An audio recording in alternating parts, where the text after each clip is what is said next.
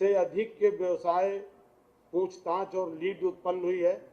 इसके विकास एक महत्वपूर्ण ये कड़ी हुई है हमारे उद्यमियों के लिए।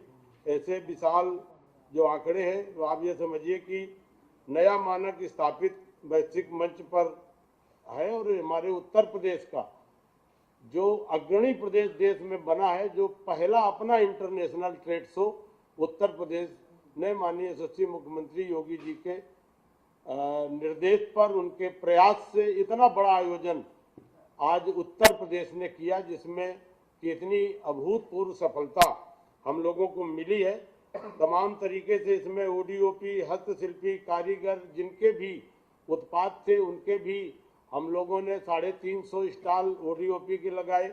हमारे तमाम विभाग, कृषि, रक्षा और सारे विभागों के वहाँ पर स्टॉल लगे और जिस तरह से पूरे एनसीआर और पूरे प्रदेश में एक उत्साह हुआ, उससे मैं कह सकता हूँ कि इतना बड़ा आयोजन जो द्वितीय संस्करण हुआ है, ये लगातार एक उत्तर प्रदेश की पहचान बनता जा रहा है।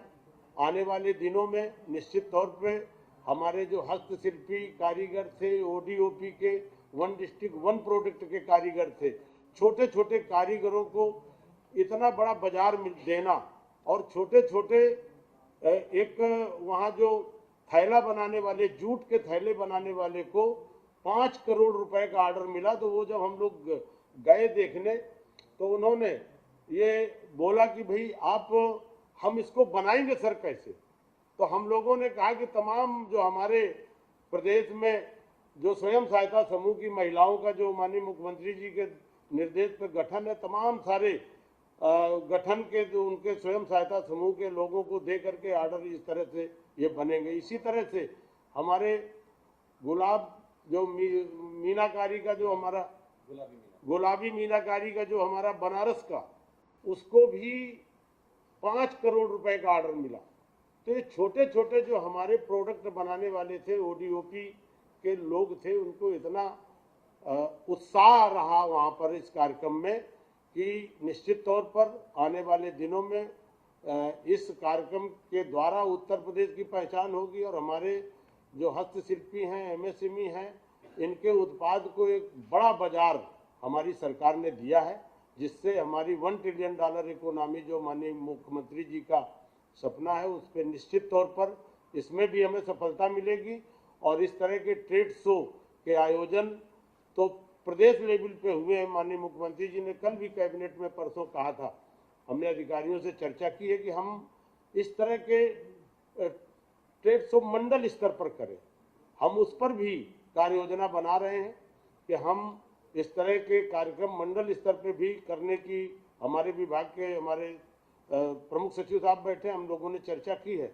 जिस तरह से अभी हमारे पीयूष गोयल जी उसमें उस कार्यक्रम में आए, हमारे जो उपराष्ट्रपति जगदीप धनखड़ साहब ने उसका शुभारंभ किया और जीतन राम मांझी जी उस कार्यक्रम में आए, गिरिराज जी ने भी इस कार्यक्रम में, अब नंद गोपाल नंदी जी और बहुत सारे हमारे एमपी, एमएलए और सारे मंत्री इस कार्यक्रम में गए और इस कार्यक्रम में जो भी गया उसने सराहना की और मीडिया के लोगों ने भी इस कार्यक्रम को बड़ी अपने अपने चैनल पे अपने अपने कलम से लिख करके बहुत ही तारीफ की। मैं सभी का बधाई देता हूं, हार्दिक स्वागत करता हूं और इस सफलता में आपका भी योगदान है। हमारे संजय जी भी एक दिन वहां पर पहुंचे और आपका भी, सारे अधिकारियों का योगदान है और सभी सरकार के सहयोग से इतना बड़ा कार्यक्रम यूपी इंटरनेशनल ट्रेड शो का आयोजन हुआ।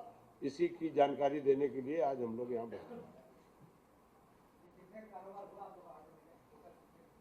ये करीब 10,000 करोड़ रुपए के जो बिजनेस लीड्स मिले थे वहाँ पे। और इसके अलावे जो मुझे एक और बात कहनी थी कि इस बार पहली बार हम लोगों ने एक पार्टनर कंट्री चुना था। पार्टनर कंट्री हमने चुना था, जिसको वियतनाम को इस बार पहली बार हम लोगों ने यूज़ किया था और उसमें भी वियतनाम के एम्बेसडर की माननीय मुख्यमंत्री जी से बात हुई थी। तो बुद्धिस्ट सर्किट में, टूरिज्म में, टेक्सटाइल में और अन्य जगहों पे हम कैसे यूपी के साथ कोऑपरेट कर सकते हैं, वियतनाम और यूपी, उस पर भी चर्चा हुई।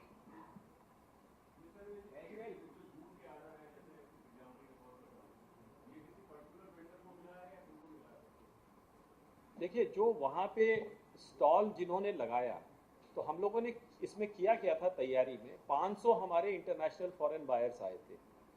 तो जितने स्टॉल लगे थे कैटेगरी वाइज हमने उनको हॉलों में बांटा था, और उस कैटेगरी के बायर को उनको उनकी सूची पहले दे दी थी कि साहब इन कैटेगरी के लोग हमारे लोग मौजूद रहेंगे।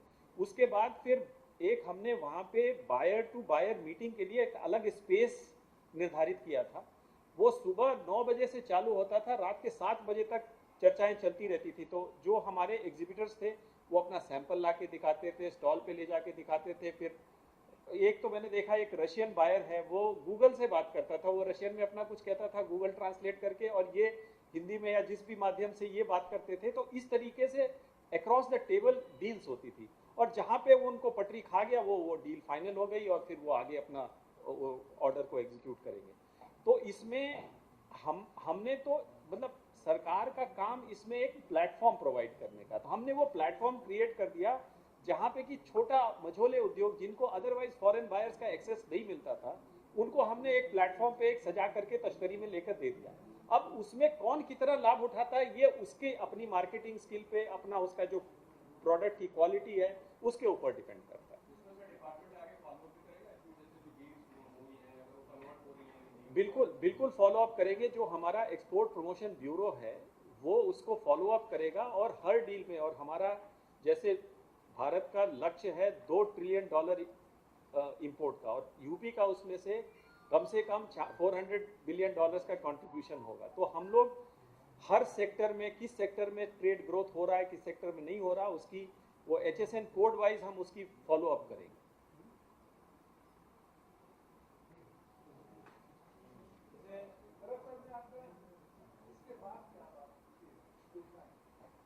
नहीं, देखिए, इसमें 2-3 बातें समझ में आई हैं। एक तो इस प्रोग्राम के 2 उद्देश्य थे। एक तो हमारे उत्पादों को अंतर्राष्ट्रीय बाजार उपलब्ध कराना, खास करके छोटे मझोले उद्योगों जिनके लिए मुश्किल होता है एक्सपोर्ट फॉरेन मार्केट्स को टैप करना। दूसरा, इसकी एक और बड़ी काम थी कि हमारा क्राफ्ट, क्विजीन और कल्चर, वहाँ पे तमाम तरह के फूड स्टॉल्स लगे हुए थे जो हमारे कल्चरल ट्रूप्स और संस्कृति विभाग ने भेजे थे, वो भी बहुत आकर्षण का केंद्र बना। तो उत्तर प्रदेश को देखिए, जब हम कहीं बिजनेस करते हैं तो जब तक वो माइंड स्पेस में नहीं आता है, तो इंडिया का ब्रांड तो है विदेशों में, लेकिन उत्तर प्रदेश का ब्रांड नहीं है। तो एक हमारा सब्लिमिनल मैसेज इसमें ये भी है कि उत्तर प्रदेश मतलब अगर पॉपुलेशन आबादी के हिसाब से देखा जाए तो 5वां सबसे बड़ा राज्य होगा, लेकिन अगर आप जाके लोगों से पूछें तो उत्तर प्रदेश के बारे में बहुत जानकारी विदेशों में नहीं है। तो एक हमारा उत्तर प्रदेश को शोकेस करने का भी इरादा था। तो ये दोनों के लिए एक सशक्त माध्यम बना। अब सवाल ये है कि इसको और कैसे फैलाया जाए। तो जैसा माननीय मंत्री जी ने कहा कि मंडलीय स्तर पे हम लोग ट्रेड शो करने की अब बात कर रहे हैं, और डोमेस्टिक, शायद इंटरनेशनल बायर तो हर मंडल पे हम नहीं ला पाएंगे, लेकिन डोमेस्टिक बहुत सारा उत्तर प्रदेश से बाहर भी। मैं कहता हूं कि भाई उत्तर प्रदेश लैंडलॉक स्टेट है, बट लैंडलॉक से ज्यादा हम माइंड लॉक स्टेट, क्योंकि हम अपने ही बाजार को देखते हैं जो बाहर की पोटेंशियल है बाजार में, और जहां से हम ज्यादा पैसा कमा सकते हैं वो हम लोगों ने उतनी एग्रेसिवली मार्केटिंग नहीं की अपने आप। तो ये जो एक बात बताई गई कि मंडलीय स्तर पे हम लोग 3 यूनिटी मॉल स्थापित कर रहे हैं, एक हमारा आगरा में, एक हमारा बनारस में, और एक लखनऊ में। तो यहाँ पे हम आर्टिजन के प्रोडक्ट्स को जगह देंगे। अदरवाइज बेचारे गली मोहल्लों में अपने छोटी जगहों पे अपने दुकान में लगाए हुए हैं, वहां तक जो हाई पेइंग पब्लिक है उसकी रीच ही नहीं। तो एक तो 3 हमारा यूनिटी मॉल की बात हो गई। बरेली में एक स्मार्ट सिटी से हम लोगों ने एक मॉल इंडस्ट्रीज डिपार्टमेंट के उसमें कराया, उसको अब हम ऑपरेशंस के लिए देने वाले हैं। तो 4 मंडलों में, और नोएडा में ऑलरेडी हमारा 5 मंडलों में हमने व्यवस्था कर ली है, और माननीय मंत्री जी की इच्छा है और हमने केंद्र सरकार से अनुरोध भी किया है कि हर मंडलीय मुख्यालय पे इस तरह का एग्जीबिशन सेंटर रहे, ताकि आर्टिजन्स को सस्ते में अपने प्रोडक्ट्स को डिस्प्ले करने का मौका मिले। पर बाजार की अपनी एक लॉजिक होती है, हम उनको फैसिलिटेट कर सकते हैं, लेकिन क्वालिटी उनकी क्या होगी, प्राइस क्या होगी, ये डिसीजन बायर का है और सेलर का है। उसमें सरकार का ज़्यादा हस्तक्षेप नहीं होगा, लेकिन हम कमिटेड हैं प्लेटफॉर्म प्रोवाइड करने के लिए। वो प्लेटफॉर्म अभी ग्रेटर नोएडा में 2 बार हमने करके दिखा दिया, 3 और जगहों पे हम तैयारी कर रहे हैं, 4 और जगहों पे हम तैयारी कर रहे हैं, और हमारा इवेंचुअल प्लान है कि हर मंडली मुख्यालय पे एक ऐसा प्लेटफॉर्म तैयार हो जहाँ पे कि ज़्यादा मात्रा में लोग आके देख सके इन प्रोडक्ट्स को और डिसीजन ले सके कि उनको वो प्रोडक्ट खरीदना है या नहीं।